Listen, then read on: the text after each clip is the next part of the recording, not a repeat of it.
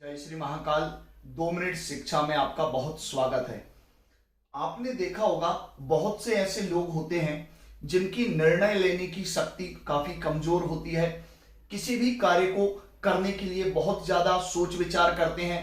उनका जो दिमाग है, उनकी जो बुद्धि है, लगातार अलग अलग चीजों में लगी रहती है। वह किसी भी कार्य को एकाग्रचित्त होकर नहीं करते हैं और ऐसे जातकों के जीवन में सफलता भी नहीं होती है और वह लगातार अपने व्यापार को, व्यवसाय को या अपने कार्य क्षेत्र को या अपनी शिक्षा के क्षेत्र को लगातार बदलते रहते हैं।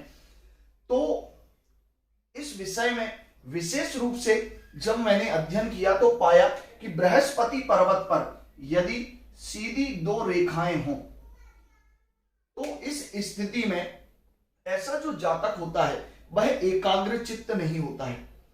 अपने कार्य के प्रति, अपने व्यापारिक क्षेत्र के प्रति लगातार उसका मन परिवर्तित होता रहता है। वह शांत नहीं रहता है, एक जगह पर स्थिर होकर कार्य नहीं कर सकता है।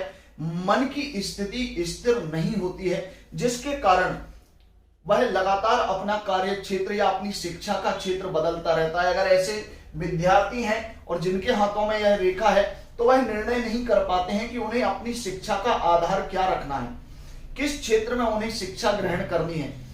और मन की 2 गति होने के कारण, दोनों अलग अलग दिशाओं में भागने के कारण ऐसे जातक सफलता कम ही प्राप्त कर पाते हैं। उनके जीवन में उन्हें सफलता बहुत ही अधिक परिश्रम से मिलती है, क्योंकि मन की यह अच्छी स्थिति, मन का एकाग्रचित्त होना ही सफलता का सबसे बड़ा सूचक माना जाता है। यदि 2 रेखाएं हों इस प्रकार की तो वह जातक को सफलता प्रदान नहीं करती हैं और वह लगातार भटकता रहता है।